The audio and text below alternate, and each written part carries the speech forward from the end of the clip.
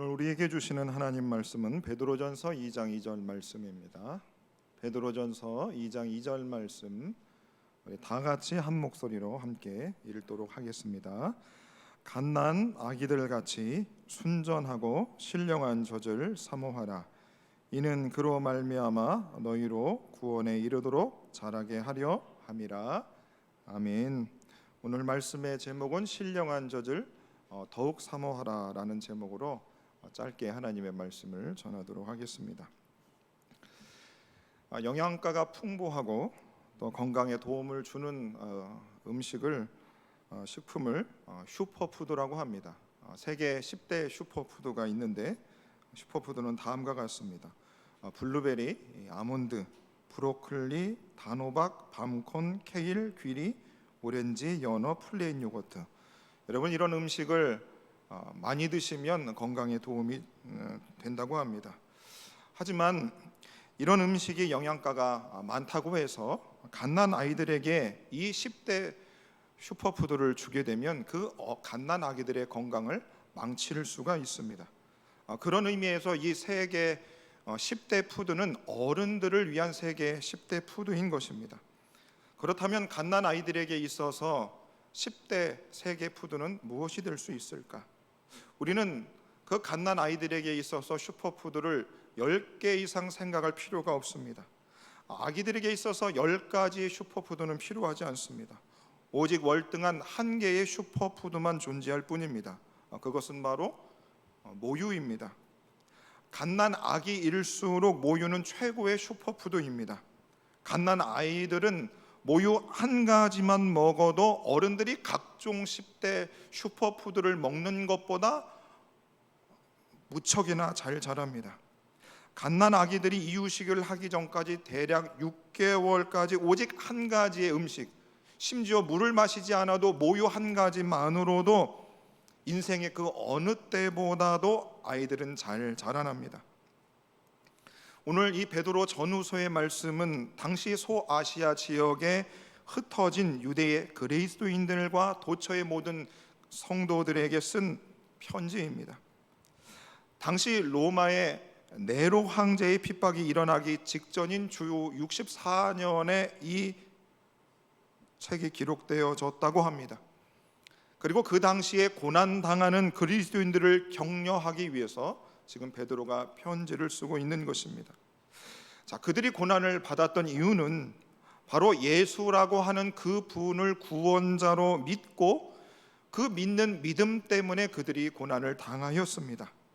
왜 그들은 고난을 당하면서까지 그 예수를 구원자로 믿는 그 믿음을 저버리지 않고 간직하고 있었는가? 그것은 바로 예수를 믿는 그 믿음이 그들의 영혼을 구원한다는 그 사실을 믿고 또 그 구원을 바라보았기 때문에 그들은 믿음을 핍박을 당하면서도 간직하고 있었습니다. 그들은 예수 그리스도를 보지는 못하였으나 하나님을 통해서 예수님의 사랑을 경험하였던 자들입니다. 하지만 그 믿음을 지키는 일은 결코 쉬운 일이 아니었습니다. 그 믿음을 지키는 일은 돈 몇 푼으로 해결되는 일이 아니었습니다. 그저 몇 날 며칠 동안 다른 곳에 가서 숨어 있는 것으로 해결되는 일이 아니었습니다. 목숨을 내놓아야 하고 생명을 걸어야 하는 것이었고 가정을 잊어버릴 수도 있고 세상과 끊어지는 것을 의미하는 것이었습니다. 그런 위험천만한 상황에서 그런 고난과 핍박을 당하는 그들을 향하여서 베드로는 격려하고 있습니다. 어떻게 격려하고 있습니까? 편지를 써서 격려하고 있는 것입니다. 자, 이 편지가 바로 베드로 전후서에 있는 내용들입니다. 자, 거기에 베드로 사도는 그 흩어진 그리스도인들에게 여러분 조금만 참으십시오. 좋은 날이 올 것입니다. 여러분 힘들지요? 곧 그 날이 끝날 것입니다. 라고 단순한 격려를 넘어서고 있습니다. 우리들도 누군가가 힘이 들거나 우리가 힘이 들 때 누군가에게 카톡이나 메시지를 보내기도 하고 받습니다. 자, 그 메시지나 카톡의 내용 가운데 지금 힘들지? 좋은 날이 올 거야. 잘 될 거야. 금방 지나갈 거야. 라고 말을 해주면 힘이 나고 또 상대가 힘을 받기도 합니다. 위로를 받습니다. 하지만 거기에 무엇인가 조금 더 구체적인 것이 있었으면 좋겠다는 생각을 하죠. 위로의 말을 해주는 것 참 좋지만 지금 내게 있는 그 문제들을 해결할 수 있는 구체적인 그 무엇인가가 더 있으면 하는 바람이 우리 가운데 있습니다. 오늘도 우리가 이 말씀에 귀를 기울일 수밖에 없는 것은 이 편지가 쓰여진 그 당시 소아시아 지역의 그리스도인들은 우리가 아니라 할지라도 개신교를 점점 더 드러내고 싫어하는 코로나 시대의 대한민국에서 믿음을 지켜내야만 하는 우리들에게도 큰 힘이 될 수 있기 때문인 것이지요. 사도 베드로는 오늘 본문의 말씀처럼 그들에게 여러분 고난당하고 핍박당하고 있죠. 힘이 들고 있죠. 조금만 참으세요 라고 하는 그 말 이후에 이렇게 그 고난과 핍박을 이겨낼 그 무엇인가의 말씀을 오늘 본문에서 하고 있는 것입니다. 그가 어떻게 그 고난과 핍박을 이겨낼 힘을 주는 말을 하고 있는가? 바로 오늘 본문에 읽었던 갓난 아기들 같이 순전하고 신령한 젖을 사모하는 것이 고난과 핍박을 당하는 믿음을 지켜내는 가장 확실한 방법이라는 것을 오늘 그는 이 말씀을 통해서 가르쳐주고 있습니다. 자, 그러면 여기서 말하는 이 순전하고 신령한 젖은 무엇을 의미하는 것인가? 우선 순전한이라고 하는 것은 거짓이 없는 순수한 것을 의미합니다. 시편 33편 4절에 보시면 여호와의 말씀은 정직하며 그가 행하는 일은 다 진실하시도다. 하나님께서 행하시는 일은 다 진실하니 그분의 말씀도 진실한 것이죠. 하나님의 말씀은 그러므로 거짓이 없는 것입니다. 자, 신령한이라고 한 이 번역된 이 신령한이라고 하는 이 헬라어 본문의 언어는 로기콘입니다. 이 로기콘이라고 하는 것은 우리가 들었던 로고스, 이 말씀으로 번역되는 이 로고스로부터 파생된 단어입니다. 자, 그러므로 순전하고 신령한 젖이라고 하는 것은 거짓이 없고 진실한 하나님의 말씀을 의미하는 것입니다. 여러분, 바로 어려운 시대에 믿음을 지키고 핍박당하는 베드로 사도가 편지하고 있는 그 소아시아의 지역의 그 그리스도인들뿐만 아니라 지금 21세기 대한민국을 살아가고 있는 우리들에게도 우리들이 이 어려운 시기를 이겨낼 수 있는 가장 확실하고도 가장 분명한 해결책과 방법은 바로 하나님의 말씀을 사모하는 것이라는 겁니다. 우리 모두는 잔소리를 듣는 것을 무척이나 싫어합니다. 특별히 부모님들께서 어린 시절부터 귀가 따갑도록 해준 잔소리들이 다 있을 것입니다.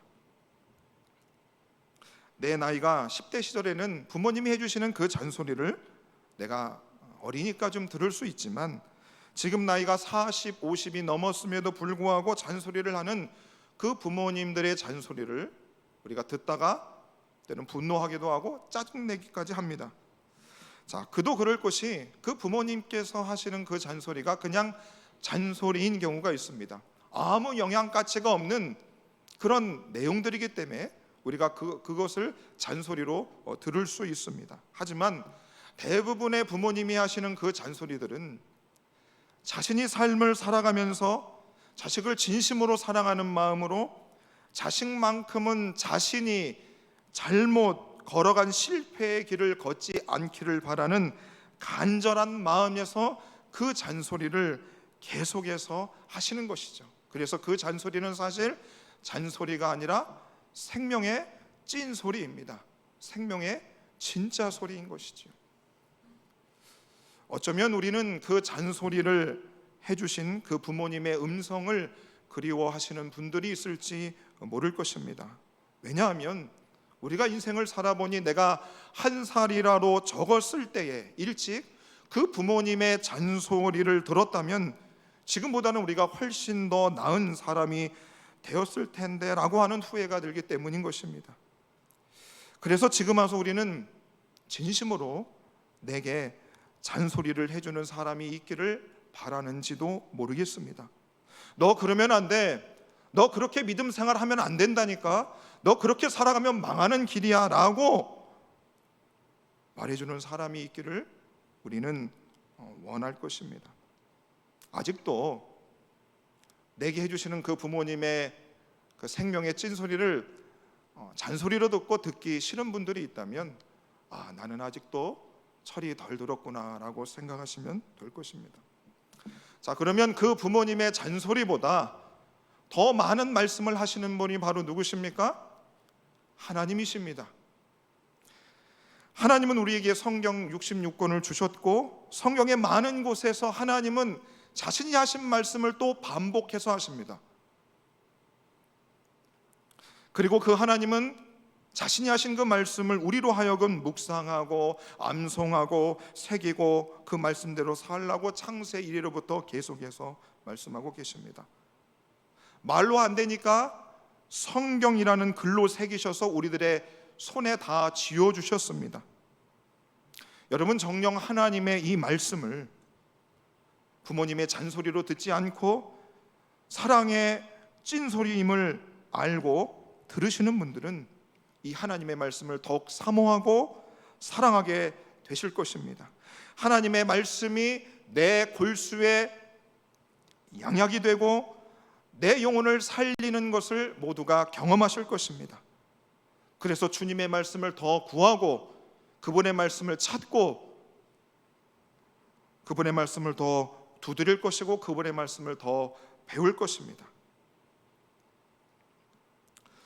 오늘은 온라인으로 진행된 수요 성경대학 수료 감사 예배를 우리가 드리고 있습니다. 예수 안에 생명과 구원과 길이 있음을 알고 믿음을 지키기 위해서 하나님의 말씀에 관심을 갖고 수강하신 분들이 온라인과 오늘 현장에서 함께 예배를 드리고 있습니다. 시간을 내어 듣고 하나님의 말씀을 배우고 읽은 여러분들에게 이 말씀들이 쓸데없는 잔소리가 아니었음을 말씀을 가르치셨던 강사님들과 수강하셨던 여러분 모두가 다 느끼는 바입니다. 때론 이 하나님의 말씀이 부모님의 잔소리보다 더 싫은 때가 오기도 할 것입니다. 불과 같은 시험으로 인하여 흔들릴 때도 있을 것입니다. 하나님, 말로만 때우지 마시고 다른 것으로 좀 내 삶을 윤택케 하시고 길을 좀 열어주시고 해결책과 방법을 달라고 요구할 수도 있습니다. 그런 마음과 그런 순간이 찾아올 때 그때 또다시 여러분들은 어떻게 하시면 되는가? 수요 성경대학을 다른 과목으로 수강하시면 됩니다. 그러면 하나님이 이렇게 말씀하실 겁니다. 내가 내게 내 인생에 해줄 수 있는 가장 좋은 방법과 문제의 해결책과 그 열쇠는 바로 내가 너한테 해주는 이 말씀뿐이야 라고 하는 것을 다시금 우리에게 해주실 것입니다. 우리에게 믿음을 주실 뿐만 아니라 그 믿음의 위기와 고난과 핍박을 이길 수 있도록 하나님의 말씀을 주시고 그 말씀을 배울 수 있는 환경과 우리들에게 마음과 귀를 허락하신 하나님께 감사드리고 주의 말씀을 더욱 사모함으로 세상을 이기고 풍성한 삶을 누리시는 우리 모두가 되기를 간절히 바랍니다. 여호와의 교훈은 정직하여 마음을 기쁘게 하고 여호와의 계명은 순결하여 눈을 밝게 하시도다. 여호와의 법도 진실하여 다 의로우니 금곧 많은 순금보다 더 사모할 것이며 꿀과 송이꿀보다 더 달도다. 이 말씀이 여러분 삶 가운데 적용되어 풍성한 삶을 누릴 수 있기를 간절히 바랍니다. 함께 기도하겠습니다.